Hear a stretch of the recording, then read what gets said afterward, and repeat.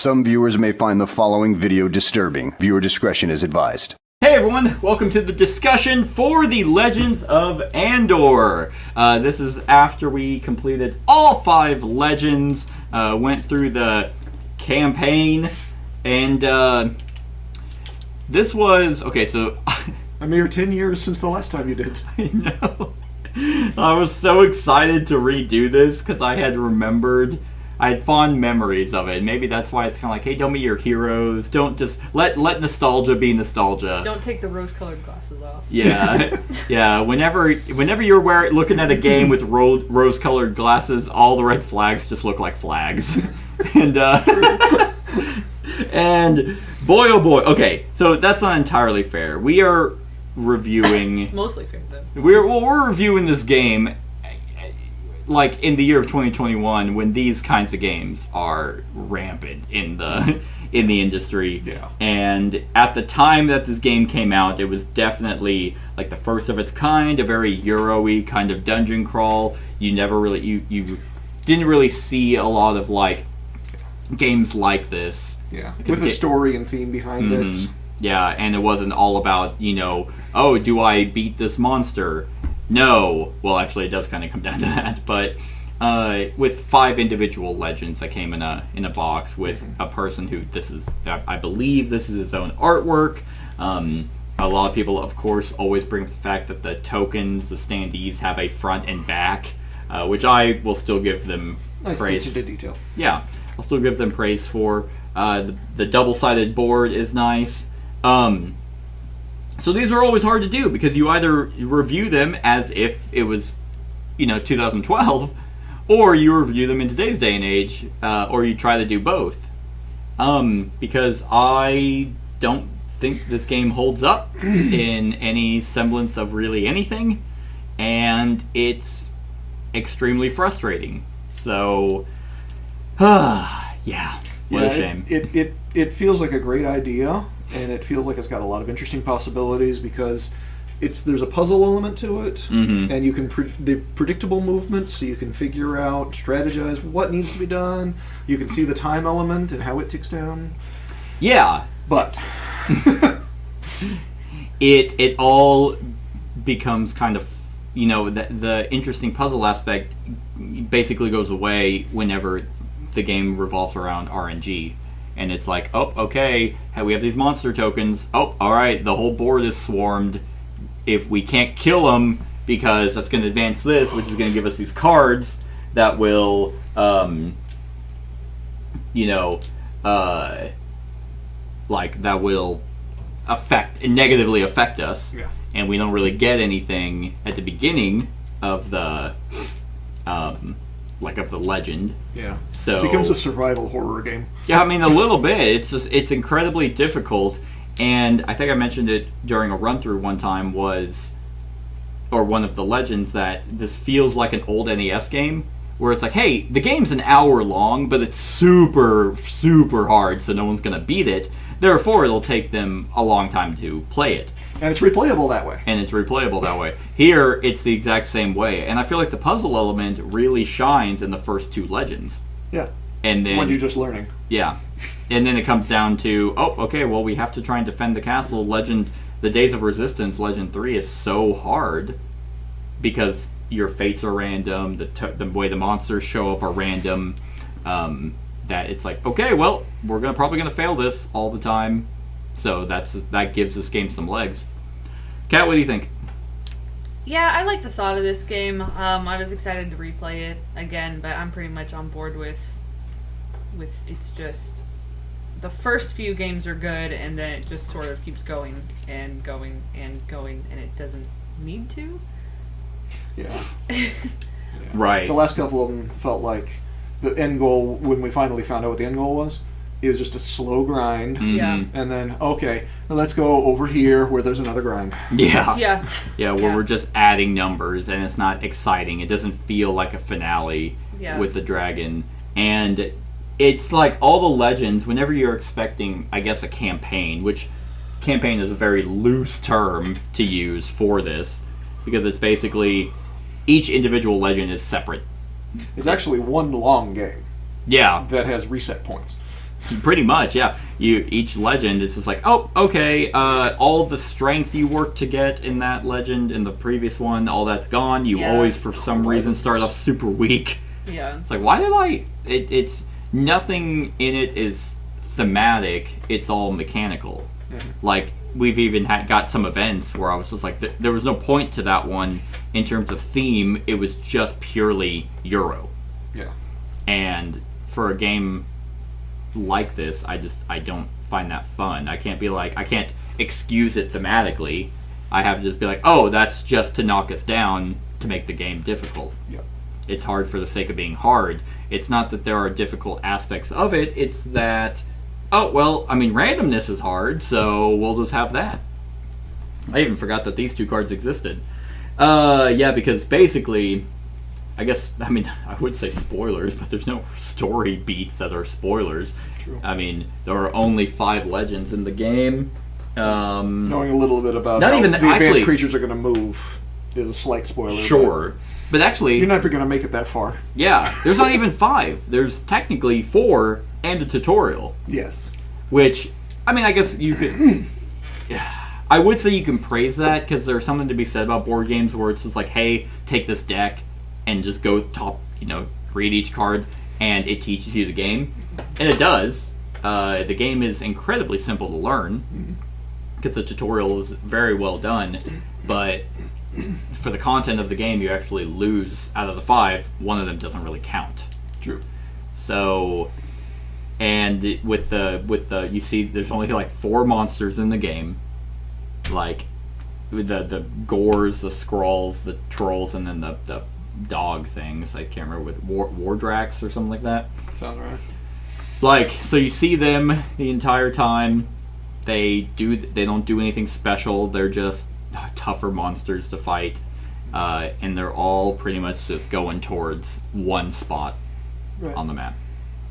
What do you guys think of the characters, like the character abilities? Sorry. This has been an exciting game. Yeah. I like the fact that there's 2 sides. I think that's neat. Neither of them... Well, 2 sides are just male-female. Yeah, I was like, they don't do anything which is still different. cool. Yeah. Like, and how many are there in the box? In the base game, Probably 4. because there's maybe there is 4. Yeah, because I think the wizard is the 4th one. I have expansions, so you can get hero expansions. Okay, I was thinking if they were like 8 or 10 or something. No, there were the 4 because... That would give the illusion of replayability. Right. Yeah, there's 4 because the story tells you kind of, oh, if you're the wizard, you start here. If you're the dwarf, start here. It's scripted. Yeah. Which makes sense. I like the characters. I like that they are double-sided to give you an option. But I like that we all have our different ranks. That way we can sort of start differently. Every once in a while. It didn't really happen very often. But I liked my character personally. I don't know how you guys felt about yours, but I think I've only ever played the archer. Yeah, I've played the warrior and the wizard. The wizard only has 1 die, but he rolls it and he can flip it. That's so he always gets 4, 5, or 6. Yeah, pretty much. But I mean, it's still just 1 die, and if he has no strength, he's useless. Yeah. Like wizards are. Yeah. That's true.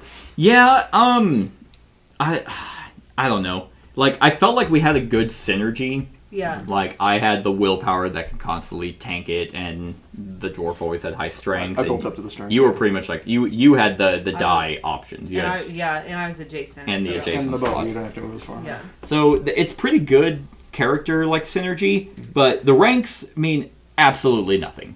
And if you're in the middle with ranks, you get nothing. Yeah, it's always, just highest rank gets something, lowest rank gets... You went first one time, didn't you? Yeah. Okay. But, I mean, that's it. Who cares? Going first means nothing. Right. Yeah, like, you always got card effects, or Cat always got card effects, and it's just like, I'm here. Granted, I never needed anything. Yeah. The card effects were just, you as a group lose willpower. Okay, well, I'm at 20, so I'll lose the willpower. Yeah. Because I just roll... You just roll the dice, and it's like, oh, yay, I got a 4. Okay, that's what I get. And, I mean, he's really good with the helmet, because he adds like numbers together. So if I roll, 2 6s, then he becomes useful. Right. The equipment board, I mean, that's also a nice touch. The fact that you actually do have an inventory that you have to manage. Yeah. The double-sided stuff is pretty neat. You know, with the hawk is really cool. The bow is the same. But the shield, you know, protects you from damage, and then... Protects you one more time. Yeah. And then it's gone. Yeah, water skin loses its water, which is pretty cool, and the witch's brew, you know, empties or goes half empty. So all the art is incredibly well done. Like, the story is, I mean, at this point, so cliche and so weak. And it's not even a congruent story. It's just like, oh, a hero show up. King's sick. Yeah. What was the third one? Oh, this is actually going to be known as the Days of Resistance. You're exploring the mines. Yep, go get gems. Go get gems. For me. All right, dragon shows up. This is like While you were in the mines. You have like fucking whiplash from just the way the story is just going. Yeah. And none of them are great. Yeah. Because they don't change really the puzzle. Right. So you play the same game really 5 times. Yeah. Getting progressively harder. Yeah, that's pretty much it. And so what do you guys think of the dragon fight? It was pretty lame. I mean, considering he's the big bad boss, like... But there was never any overtone that the dragon was there. Like, there was never any, like, stuff mentioning, like, hey, you know, there's a dragon that might show up. This game, it would be fun if it had, like, an overarching narrative. Yeah. A storybook to go along with Something like that. Or a lore book or something. Something that connects the 5 legends, that whenever the dragon shows up, you're like, this is what we've been preparing for. Not a sentence where it's like, well, what are we waiting for? Let's get him! Yeah. So it seems like this game probably pioneered a bunch of ideas, some of which were turned into better games, and some of which they figured out just isn't working. Well, that would be... Like, obviously it specifically avoided a rule book. Right. By instead teaching the mechanics and teaching the strategies through cards, which is interesting. It's fun. Sure. Novel. Yeah. But you're right, it leaves out so much theme that could have been there. Yeah. I'm curious to know if... Because, I mean, no one talks about this game. Like, no one references it. It's not like, oh, man, you know, Arkham Horror paved the way for Ameritrash games or whatever. Like, no one's sitting here thinking, oh, because of Legends of Andor, I made my game with a tutorial system. Yeah. I mean, they might have, and I just haven't heard about it. Yeah. Or it inspired, like, the D&D board games. Yeah. Wrath of Arshalon and... Tomb of Annihilation and things like that, and those are ass. I do not like those. But I've never heard of it before. You brought it up. Yeah, and what's funny is there's 3 parts to the whole, you know, Legends of Andor trilogy, and it's like, I'm pretty sure they're all individual games. It probably is similar to this, where it's just, okay, well, I know the second one has a ship, like it's on like oceans, and then the third one is just, I have no idea if more of the same. Planting. Huh? Planting crops. Yeah, rebuilding the fact that we lost. Yeah. I mean, it is neat that at the end of each legend, it tells you, hey, you know, good or bad. Yeah. You know, nothing stops you from just continuing on, because there's nothing stopping you from opening the game and be like, ooh, let's see what the mines are. You know, just skipping to Legend 4. True.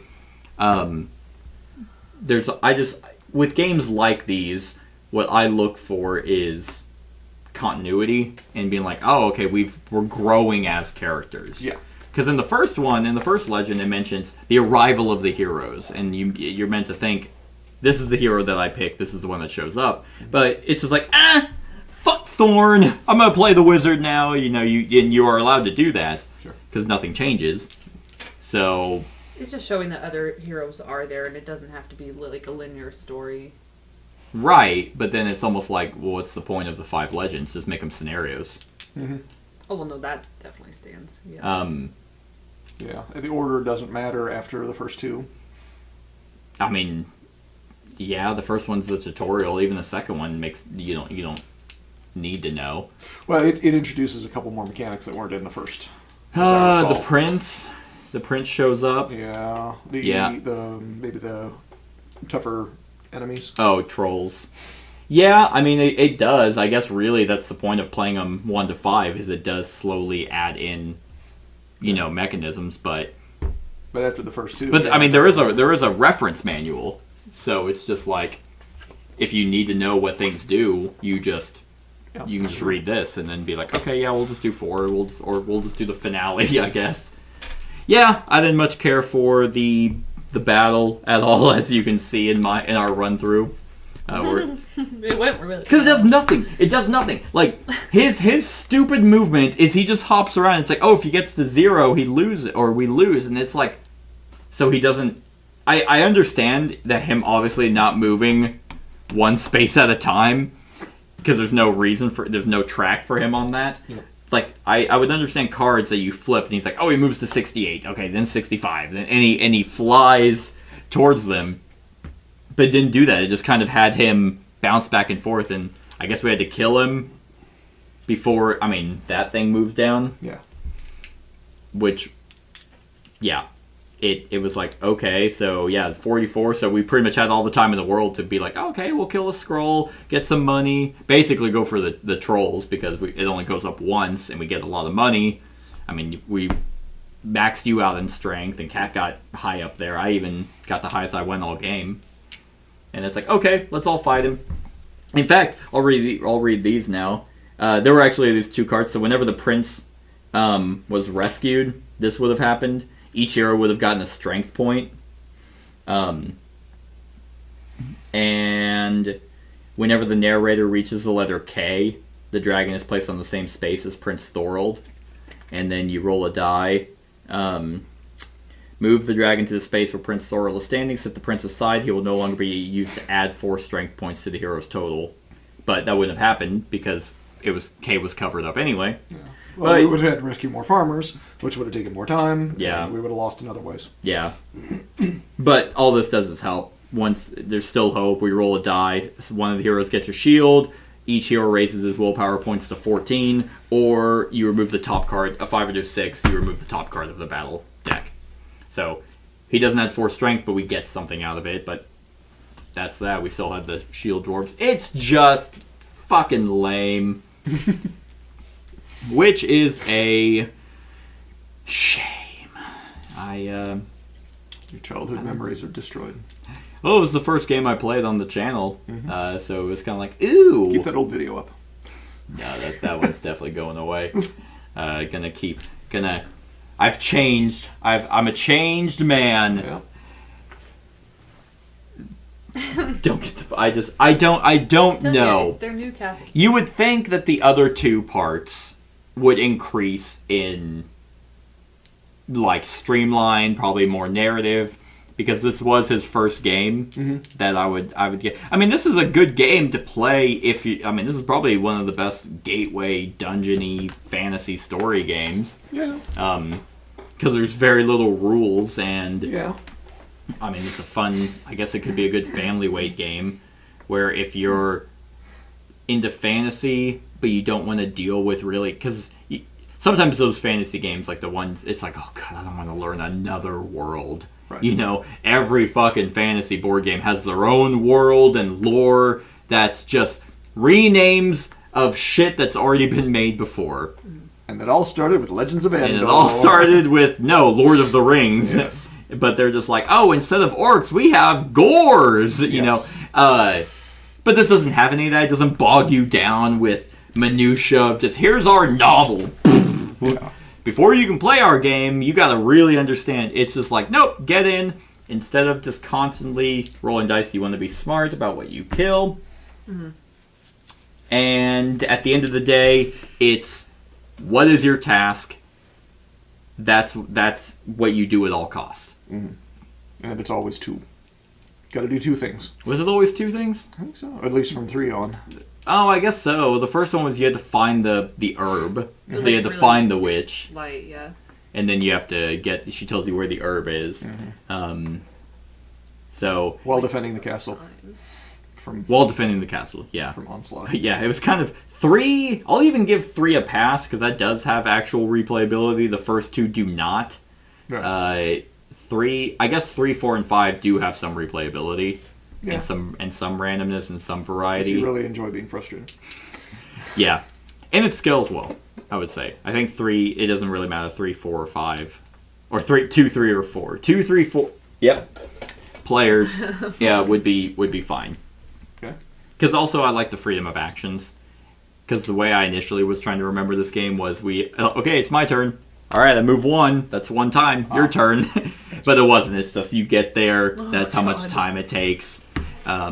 Which itself is an interesting variation, because then someone has to decide, okay, do I end my day, or do I wait around because I could be very important to you guys catching up with me? Exactly. Yeah, that part I like. There's been other games that are kind of like that, where, hey, this takes a certain amount of time, move up on a time track. Yeah. But they changed it in most games where, okay, if I do an action that takes 4 time, the next person is the one on the bottom. So if it's me at the top and a cat in the middle, then you go. And then until you surpass someone, it just kind of, that's how the action turn goes. Right. Which isn't the case here. It is still in a turn order. But it's not bad. That the time mechanism is fine. I think this game, it is a tight game. Yeah. Like so once again, revolutionary, he did give you ways, if you're like, man, we are really struggling, like, you can swap out cards for easier, like, for, like, hey, instead of, like, in the mine one, instead of 42, I think it was 36 value we had to get. Right. And I think in the third one was the only one where the objective was truly impossible to do if certain things happened. Right. Even in the fourth one, it was just like, oh, okay, they're taking a lot of gems, but it's gems and gold, so we just need to start killing them instead. Right. Which is nice. Instead of there's no real end-all, be-all to, oh, you either immediately lose, so you're going to work for it. Yeah. But other than that, yeah, it's a game that I wouldn't play again, but I think I would recommend it to people. It depends if certain people. If someone's coming to me and they're like, "Hey, we want a fantasy game. We love Descent," I'd be like, "This is not for you." But if they are kind of wanting, if they're Euro gamers, this is a pretty good mix. I think a hybrid game between the two. Okay. That came out almost 10 years ago. Or if they're historian. Yeah, if they're like, man, I want to know what games were like in the days of old. It's like, I'm an archaeologist. Yeah. Legends of Andor. Here you go. So, you guys got anything else? Any pros, cons? The art is phenomenal. Quality, pieces. Yeah, like once again, 3D pieces that I don't remember a lot of games having at the time. Yeah, I do understand why the numbers on the board are scattered around. Mm-hmm. It is frustrating trying to find the one. Yes, but in fact, there was one on the mine side we could not find. 66, I think. We were like, a while. We finally did. Did we find it? Yeah, it was stuck way off on its own. Oh. I didn't see. I don't remember. Oh no, you're right. We rolled it. Yeah, I was like, okay, re-roll because I can't find it. You're right. Yeah, so that's probably one of the biggest annoyances. It's just like, oh god, okay. It's not without purpose, but when you have to find a specific spot, it's just a time. Yeah, I will say though, with 5 Legends, I do not remember how much this game is. I don't even know if it's gone up in price, if it's way down in price. I have no idea. But probably at the time, it wasn't super expensive. And the art you get, the 3D terrain pieces, the difficulty of the legends, I think is worth the money. And what was I gonna say? I can't remember. But yeah, seems like something you appreciate rather than enjoy. Yeah, that's about right. So, scale of 1 to 10. Whoever wants to jump in first. I'll give it a 4 just because of how heavily it shows its age. Okay. Yeah. Brett? I'll go 5 just because I'm split between some things are good and some things are just not. Mm-hmm. Yeah, it's interesting because it's like, it's by the time we were done with 5 Legends, I was like, I'm over it. I'm done playing it. But it's not a bad game. It, yeah, like Kat said, it does show its age. But yeah, I think I'll give it a 5 as well. So yeah, that's our thoughts on Legends of Andor. Let us know what you think of the game in the comments below. Other than that, like, comment, share, and subscribe, and have a wonderful whatever time of day it is for you. Hey everyone, thank you for watching, and I really hope that you enjoyed the video. If you would like to see more of my content, go ahead and click that subscribe button and the bell to be notified whenever I upload any new content. If you feel like supporting the channel, you can go ahead and click that Patreon link to be taken to my Patreon, and any help is truly appreciated. Other than that, stick around for any other run-throughs or reviews or cool top 10s or whatever I feel like putting on. Other than that, like, comment, share, and subscribe, and have a wonderful whatever time of day it is for you.